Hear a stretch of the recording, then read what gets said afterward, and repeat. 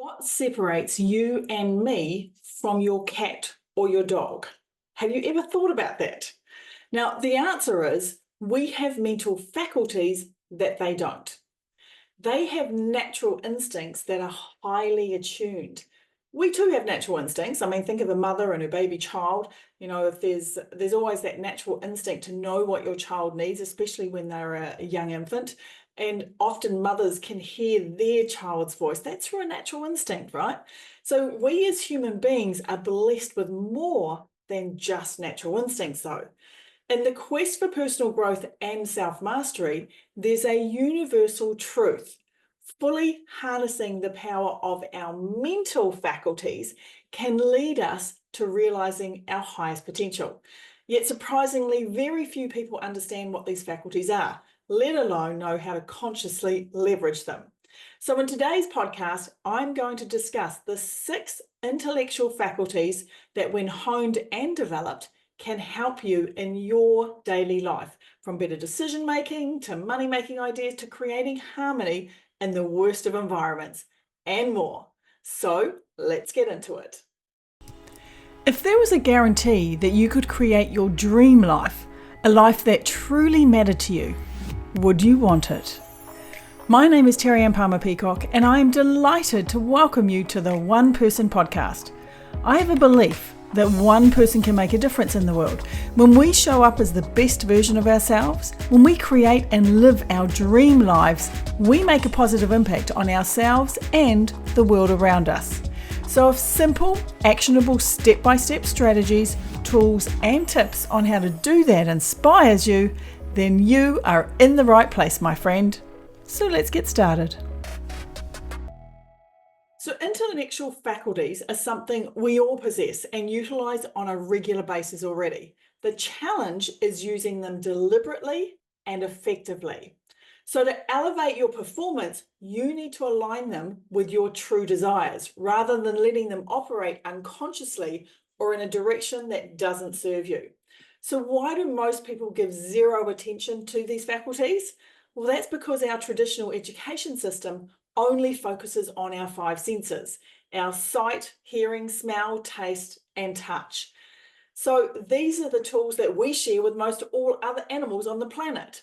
So what makes us different? Well, our unique gift as human beings is our ability to be able to transcend our environment using our higher faculties, which are our imagination, our intuition, our memory, our perception, our reason, and will. These faculties are the things that set us apart from our cats and dogs. They give us the capacity to envision, to create, and shape our reality. And by understanding and strengthening these faculties, we can engage in the true art of creation, which is what leads us to a life of fulfillment and purpose.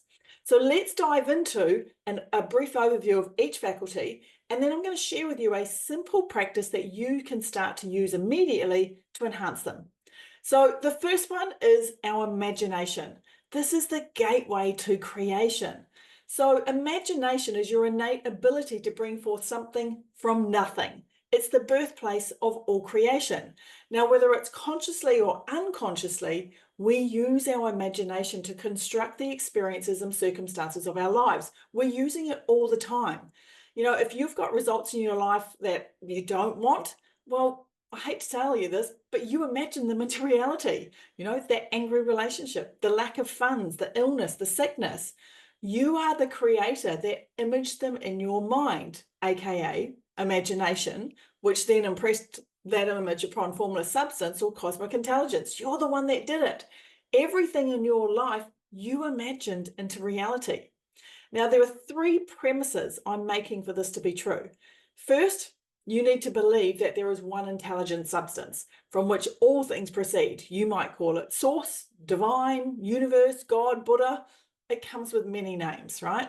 The second premise is that you believe that this substance gives you everything that you desire. That's where you get it from.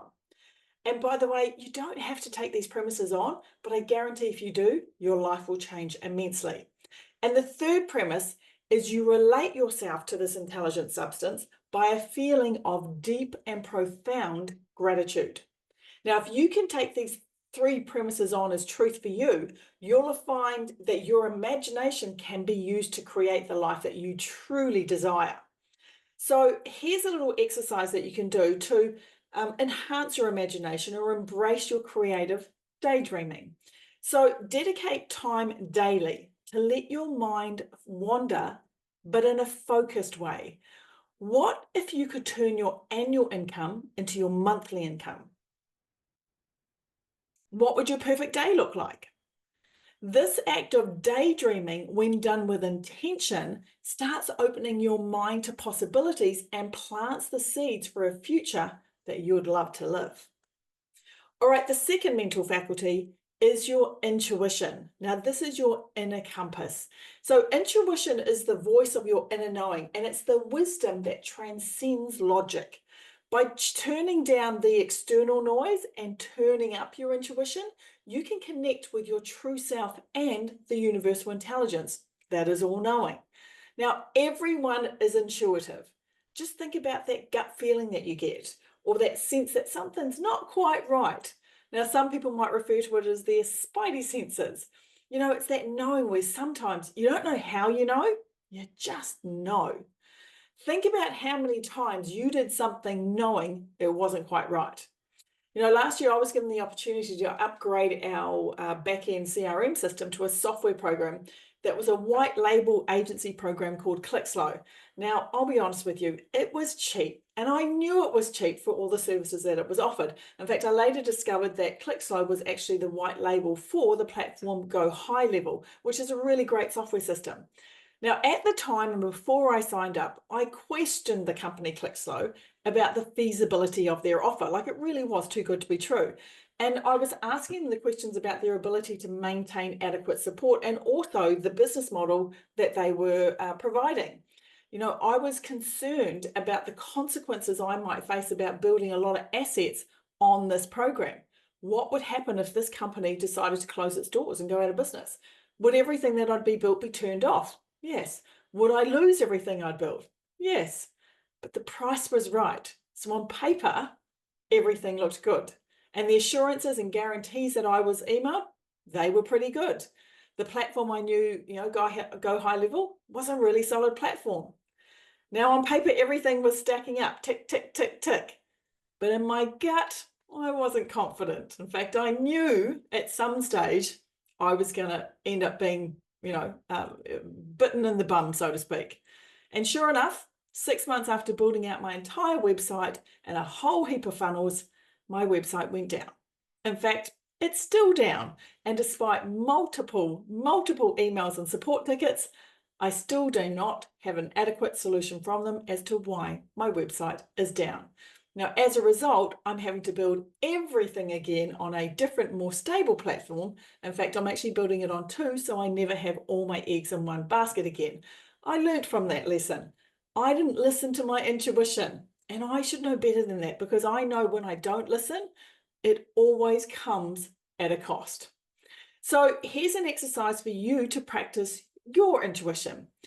Take each day, or should I say, take a little bit of time each day to be still and be present. This doesn't take long. You can do it, you know, it'll take 1 minute to do. Ask yourself a question and then allow the answers to arise from within. So intuitive insights can be fleeting. So one way to capture them immediately is by writing them down. And they can come to you different ways. It might be sentences in your head. It might be a symbol. It might be an image you get. It might be a feeling. The key thing is just to notice that they're there. Any practice that you do asking for guidance from the divine will strengthen your connection to source and your own inner guidance system. All right, number 3 is your memory. This is about accessing your inner library. Now, memory is not just about recalling past events, but also about remembering who you truly are and the power you possess. By training your memory, you can access the wisdom and knowledge stored within you as well as within the infinite mind. So the exercise for this one is to engage your senses. So for example, when you're learning something new or you're meeting someone, involve multiple senses to enhance your memory. So for example, when you're introduced to someone, look into their eyes, say their name or repeat it 3 times, and offer a handshake to solidify the connection. Another exercise might be to play online memory games.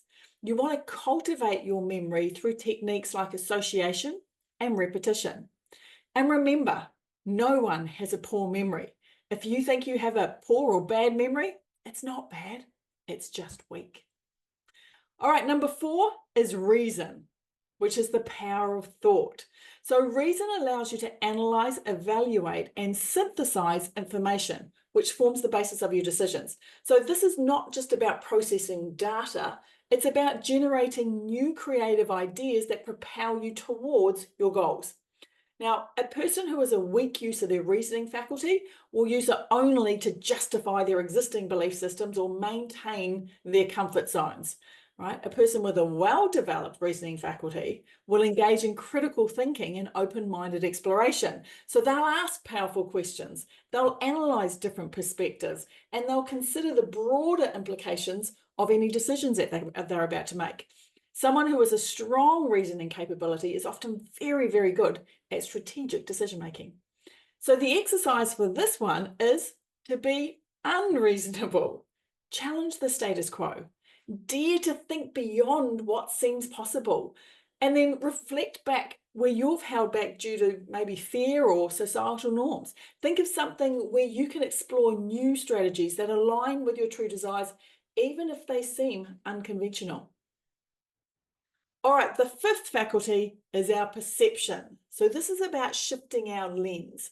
So perception shapes how you interpret the world around you. It determines what you see as possible and what you believe to be true. So shifting your perception can drastically change your experience of life. Remember, we never have all the information because we're always looking through different lenses. You think about a car accident. Somebody sitting in the car that gets hit by another car sees only one thing. The car that hits the person, they see another thing. The bystander that's on the side of the road that sees the 2 cars meet and collide together, they see a different thing again. The helicopter that was driving past, the newsreel that's looking down from an aerial view, they see a different perception. Right? So we never ever get given the entire truth. We just get our perception through one set of lenses. At our national team selection for paddling, I'm on the coaching selection committee, and we had to choose our teams for the national competition in our club. And I chose a team of 6 women, which excluded one of the fellow coaching selectors. Now, for me, she didn't meet the fitness category. Now, in my eyes, I'm not looking at the personality of the person. For selection, I have a checklist and a rating or a ranking system against every person who is trialing out for the team. In the squad, I have a whole criteria in a spreadsheet. My decisions aren't emotional. They're not personal. They are data-driven. Now, she was highly offended with my selection. In fact, she still won't engage with me. Her perception is that I didn't want her in my crew, that I didn't like her. But the sad thing about that is whether I liked her or not had nothing to do with it. My perception was based on data. Her perception is based on something else. So the exercise I've got for you for this one is to change your viewpoint. Is to try looking at different life situations from different perspectives. You might have experienced a setback, but did that setback give you the opportunity to create something bigger and better? Was it a learning experience? I listened to a story today where a young girl was sent to ask her grandfather for $10 by her grandmother. Now, she found her pop in the barn and told him she'd come for $10. He said no and told her to go away. But she didn't move. He went back to working in the barn and forgot that she was still there. Now, a little time later, he looked up and he saw the little girl still standing at the door of the barn. He told her to go home. She said, "Yes, Poppy," but did not move. This infuriated the old man. So he picked up a shovel and he walked over to the little girl, holding it up as if to hit her. As he came close to her, he growled one last time and told her to scram home. She looked him directly in the eye and screamed, "My man told me to come and get $10, so I'm not leaving until you give me the $10. And with that, he dropped the shovel, reached into his pocket, and gave the little girl $10. He realized he'd just been beaten by a little girl. Now, a young man in his 20s read that same story, and his perception was changed forever. He had just started a new job selling life insurance and was struggling to make sales. Every time he got a no from a new client, he remembered that little girl and her defiance to her grandfather. He realized no was never a no. He changed his perception and he became one of the most successful insurance salesmen in the company, earning over $1 million in 1 year. So you see, changing your perception can reveal opportunities and solutions that were previously hidden. And finally, the sixth intellectual faculty is your will, or the art of focus. So your will is your ability to concentrate and maintain focus on what truly matters. It's about aligning your thoughts and your actions with your highest goals and keeping them there consistently. Will is also the ability to believe in the truth despite external circumstances. You know, we've all had that example where you might be committed to eating healthy and then you get presented with your favorite dessert, or in my case, lamb chops and cream potatoes. Oh boy, you know, do you have the willpower to stick to your commitment of eating healthy? Do you have the willpower to know the truth despite being challenged in current circumstances? So the exercise for this one is conscious concentration. Reflect on where you direct your focus. Are you dwelling on past mistakes or future fears? Are you concentrating on your current goals or where you're headed? So what you want to do is you want to be practicing disciplined focus, knowing that your will is a powerful force for change. So strengthening these 6 mental faculties are how you become a conscious creator in your life. To manifest what you desire, you've got to shift from reacting to the external circumstances around you to creating from within you. Now, this is basically the essence of thinking from the inside out and using your mental faculties to imagine your goals, to focus your attention, and to act in alignment with your inner truth. You know, unlike other creatures, we're not merely observers in our reality. We are active co-creators. And by mastering our mental faculties, we harness our creative power, shaping not just what we experience, but how we experience it. Now, at the time of this recording, as I said previously, my website is not yet built, but you can find the show notes and a transcription of this episode so you can go through these 6 mental faculties again and perhaps pick out one of the exercises a day over the next 6 days. Now, you can find the show notes and a transcription of this episode soon at terrianepalmer.com/18. So thanks for listening today. I hope you took away some helpful tips on how you can become a powerful creator by strengthening your 6 mental faculties. As always, please share the podcast, and if you'd like to chat, DM me on my socials or send me an email to ask@terrianepalmer.com. So that's all for today. I'll see you on the next episode. Until then, stay inspired and keep creating.